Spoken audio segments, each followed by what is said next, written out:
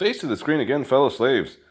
What we have here today is an alcohol burning stove that I'm making out of beer cans. So you can see I cut it neatly, about that tall. And this is going to be the top. This is going to be the actual burner. So I poked a bunch of holes in the rim here. Those are going to be actual burner.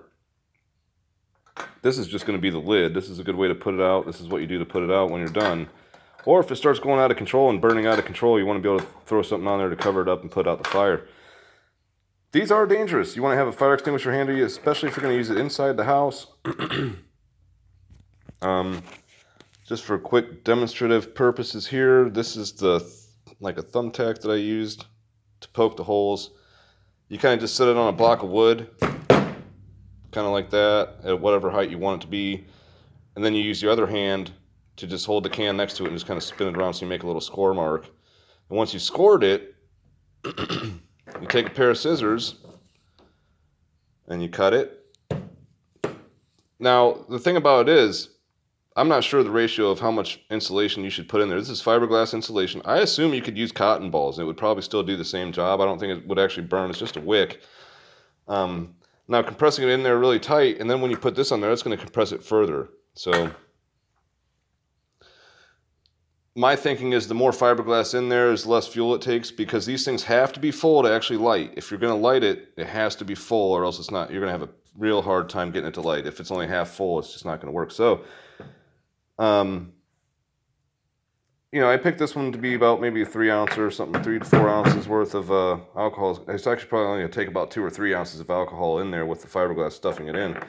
So you can see I took these pliers, made that little pencil mark on the jaws. I'm not sure if the camera's really going to pick that up, but I wanted to go the same depth every time as I went around and kind of just made it pleats in it so it'll go together like a clamshell. It's going to just go together like that. I'm going to put a little bit more insulation in there, and while I do that, I'm going to pause it because I want to use both hands. I'm sorry the camera is kind of shaky, and I'm not really in my normal habitat. Normally I live in Florida, and the hurricane prevented me from flying home yesterday, so I'm here in Indiana, and Hurricane Ian really did some damage down there. And I mean, a lot of people out there that don't know how to make these things would probably be a lot better off if they did, because they'd be able to cook food on it.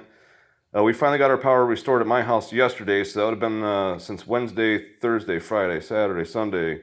You're talking about 4 days without power. All your food's going bad in the refrigerator. You're like, oh, I wish I could just cook this stuff before it even goes bad.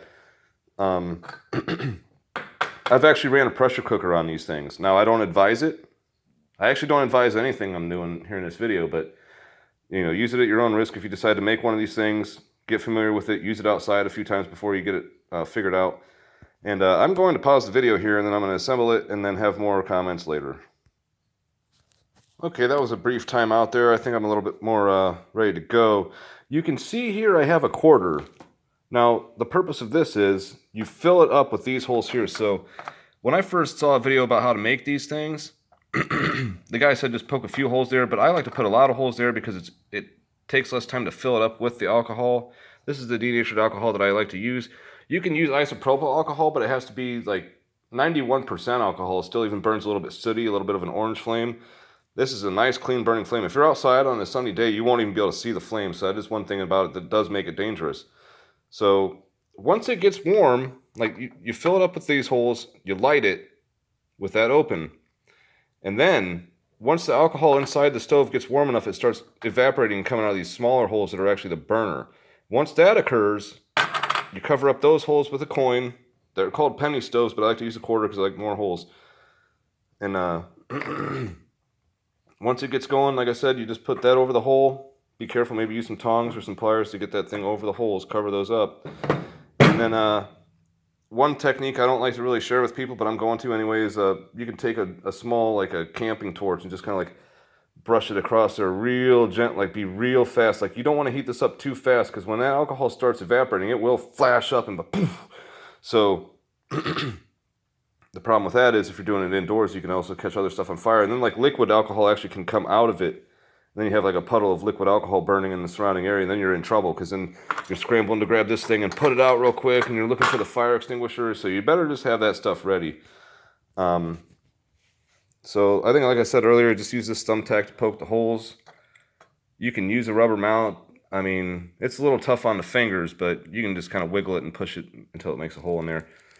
One more pause, I think, and then I'm going to reassemble. Oh, one more tip is I do like to put this in a secondary container, like a squirt bottle, like a regular like rubbing alcohol bottle that has a smaller, because trying to pour this in there is going to be a mess. I'm going to spill it everywhere. So maybe get a funnel, put it in a different container, but make sure you label that container and make sure the container is suitable for it. Like I said, none of this is advice. I don't want anybody to take what I did and then blame me for fucking it up later. But like I said, I think that's about enough of the insulation that when I put this on here, it's going to compress that down a little bit more. And if I don't put enough in there, then it's not going to be an effective wick. But if I put too much in there, then there's not really going to be much room for fuel. So I think I got a pretty fluffy mix here that's pretty good as far as I know. I haven't really experimented with enough. Like, I haven't experimented with them enough. And like I said, though, I mean, in a hurricane or like when power's out, whatever, this is good stuff to have. I mean, everybody should make one of these and learn how to use it. Because the thing about the denatured alcohol is the gas stations run out of gas the first day. The like propane's gone immediately.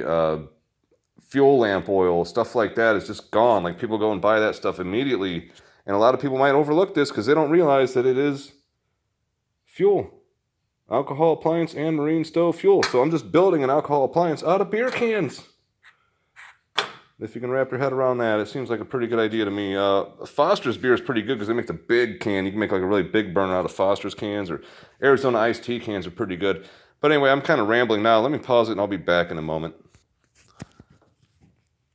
Okay, so I'm back. You can see I've put the two clamshell halves together. Like I said, the inside one gets pleated, so this one goes over it nice and easily. You see it's got a little bit of some wrinkles in it and some dents. I mean, it takes a little bit of trouble to make it without having any dents in it. You can really make sure you want to select a can that doesn't have any dents on the bottom already. You want to have a good can for the burner side. The other side doesn't really matter so much. And you can see I have a little bit of an overlap there. I'm not even really quite square or flush. Okay, I think that's pretty much where I want to be. Now you can see, though, that there's this overlap, and I'm going to do it off camera, but I'm going to take the handle of this wooden hammer and just kind of burnish it. I'm not sure if that's the right term, but kind of just flatten that down so nobody cuts themselves on it, because it is sharp, of course.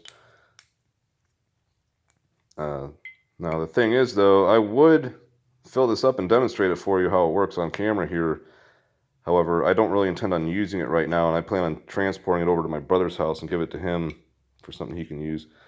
So that part will be omitted from the video. I might make a further follow-up video later for your edification.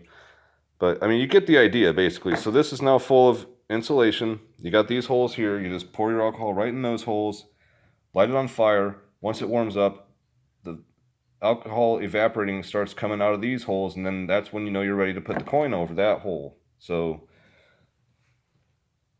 and like I said, it's dangerous. Be careful. But it burns nice and hot, and you can actually use it to survive. So, trying to think if I left anything out. I probably will, like I said, post a follow-up video due to the fact that I'm not actually going to fill it up and demonstrate it for you.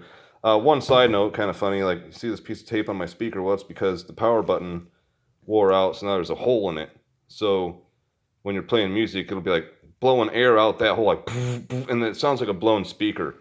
So I just cover up the hole with tape so it doesn't sound like a blown speaker. It actually still sounds okay as long as you do that, but it gets kind of rattly and noisy if you don't. So don't forget to face to the screen and like, share, subscribe, comment, whatever you want to do. Nobody watches these videos anyway, so what do I care? Anyway, thanks for watching. Have a good one.